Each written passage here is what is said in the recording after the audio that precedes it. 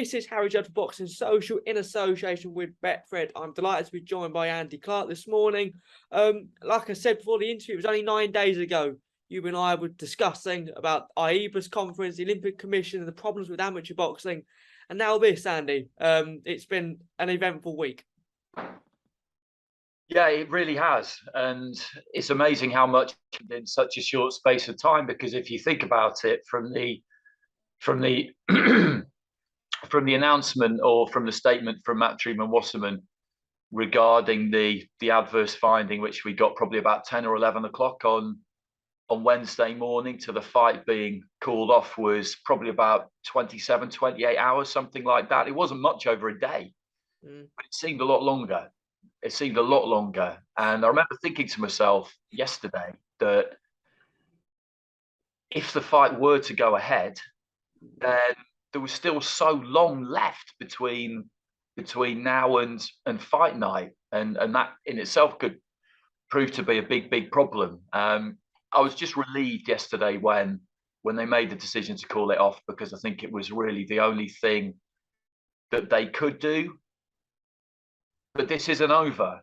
This is far from over. There are plenty of questions that now need to be answered. The first one being around the positive test, and Matchroom don't seem to feel that this is over either with regard to the board of control. When you look at the statement they put out yesterday, that was the kind of taste it left in your mouth, which was that they felt that this was unfinished business on that front.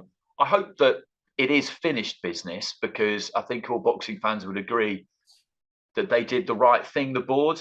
Whether legally they were actually entitled to do it or not, I think for the good of the sport, everybody would agree that this fight not happening is the best thing. That it could have been a terrible, not just a terrible look for the sport if it had happened, it could have been a terrible outcome if it had happened. So we got to the right place with it. But yeah, that 27, 28 hours was, I mean, it was frantic, it was chaotic, it was everything that you attach to a really big story. And it's not over. Like I say, it's definitely not over. A lot of parties were coming out saying, oh, at least common sense has prevailed. But was it that common sense prevailed, or was it that they ran out of options? Well, that's a good question. And that's one that only a very few people will know the answer to. So if you're Matchroom or Wasserman, I think what you say is that you reached this conclusion and you made this decision for the good of the sport, that you realized that maybe you could have pushed this harder, maybe you could have pushed this through. There were other avenues you could have gone down, but actually you decided, you made the unilateral decision yourself, that the best thing to do, given the press and the tide of public opinion, was to not go through with the fight. That's what I'd be saying if I were them. And I'm not saying that isn't true. That could be what happened, or it could be that they weren't able to force it through. That the overseas federations, which Eddie ruled out yesterday afternoon, saying that he wouldn't do it by that route. Yeah. With us not being in the EU anymore, can you even do that? I don't know. I'm not a European Union constitutional lawyer, but I don't know. Maybe you can't. Somebody who I respect a lot said to me yesterday, who's a very knowledgeable person regarding business, said to me yesterday, can you do that? And I thought, actually, that's a good question. I don't know. Maybe you can't. And as regards to the High Court, would they have got any result out of the High Court? Again, I don't know. I don't know the answer, but maybe not. And as you say, they just ran out of options. Either way, we've got to where we needed to get to, and what we need to do now is we need to start asking questions that, around a story like this, would be the ones that would normally get asked, but in these circumstances, it all became very quickly about, will the fight happen or not? Conor Benn has got to explain that test. How has a trace element of that drug appeared in his sample? How has that happened? they've got to get the B sample tested, and they've got to get that done as quickly as they can. And there is also a good deal of explaining to do around the actions or lack thereof from the promoter and the Board of Control when they were first all notified or first all learned of this positive test. Because when you look at the timeline of what happened, it does look very much like if the story hadn't been broken by the Daily Mail, nobody would have said anything. That's what it looks like. And there's no real getting away from that. So that's another thing that badly needs to be addressed. To the board, because my understanding is that, again, there's been so many reports circling around. So this report, or this VADA test and voluntary test, was done on the 1st of September. Again, they knew the results of this late September. You, again, may know more than me, but is all parties informed of the positive reading around late September, including the board? Yeah, as I understand it. I understand. How good? So arguably, again, how bad do the board look in this situation? Bad, because if they all knew, but then statements were only issued by promoters and then the board in response to the promoters after the story came to light, then what logical conclusion can you draw from that? The logical conclusion you draw is that if that story hadn't been published, then nobody would have said anything. Because surely if you're going to, you do it straight away, don't you? You do it as far out from Fight Night as you can to minimize the impact on everybody else involved. Because you've got all sorts of other things going into this. You know, you've got all sorts of suppliers involved and more peripheral kind of events going on around the main event. And you've got the undercard fighters. These are the questions that need to be answered now. And I do hope that the mainstream sporting press has taken a real interest in this. That's what everybody was hoping they would do because of the surnames of the fighters if everything went off without a hitch. But I hope they stay on this. Look, we all care about boxing and we want boxing to be as successful as possible and be presented in the best possible light. And we do have an opportunity here, I think, to get some answers. And I hope that the more mainstream sporting press decide that they want to follow this story through and get them. Because what you can't have in a situation like this is if it all just gets brushed under the carpet and we all shrug our shoulders and say, oh, well, that's boxing, and on we go on our merry way. That's no good. No, that's no good. What did you, because the running theme of what you've just been saying to me this morning is that we need clarity, we need questions. What did you make of the press conference yesterday where there was no questions allowed? Again, fair play. And I know Calla, for one, has been doing a lot of the work going on TalkSport, etc., being out there and trying to sort of answer questions on it. But what did you make of the press conference where no questions were allowed at all? To be honest, I thought they probably would have been better off not holding that press conference, because I could understand why, like you say, Eddie in particular is somebody, he is someone who likes to front up, and they've had a real hard couple of days. They have as well. It's really easy in this situation to kind of demonize promoters. We do it all the time, don't we? They're always the bad guy.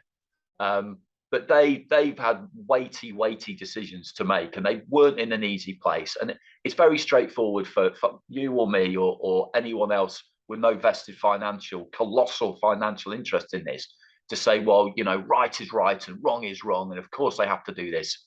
Life's not that simple. But yesterday they would have been better just issuing statements, I think. And maybe just appearing briefly in front of the cameras and saying, okay, we put out our statements. And for the moment, that's all we can do. And disappearing, you know, a bit like, you know, somebody on the steps of Downing Street, you know, they come out, say a quick thing, go back through the door. Because it wasn't really a press conference, was it? No. So I think they would have been better off just kind of not really describing it as such, and maybe making a very, very brief appearance on the doorstep and then disappearing back inside. I think that's really all they could do. I think one of the good things, if there is any good things to come out of this, is the majority of the public who are against this fight still happening. Many people were saying, you know, because this was a huge fight. Many people have bought tickets, hotels, etc. And obviously people have lost money with those. I think one of the main positives maybe to come out of this was the public were out straight off the bat as soon as this news came out, were saying that the fight shouldn't have gone ahead.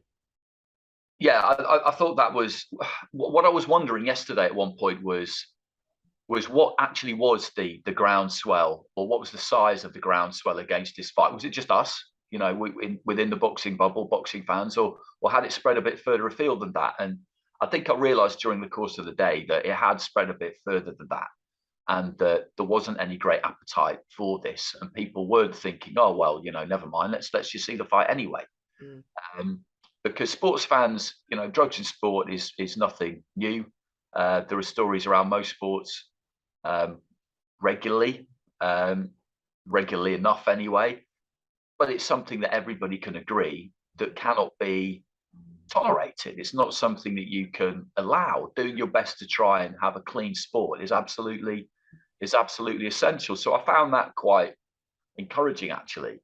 And you know, that's what started all of this. It all started with the fact that this drug was present in a sample given by Conor Benn. Now, he has got a lot of explaining to do now, because we've all done our reading about this substance over the last few days, and it's extremely difficult to explain how it got there, unless how it got there by accident. Really difficult. But we've got to hear his side, you know, and that's another thing in these situations. You have to go through a proper process.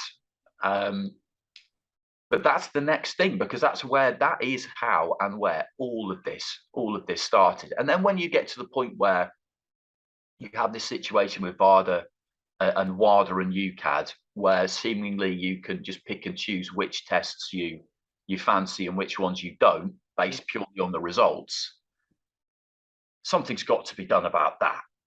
But these are things we've been saying for a long time. But hopefully this kind of high profile and instance, some good can come of this if people want it to.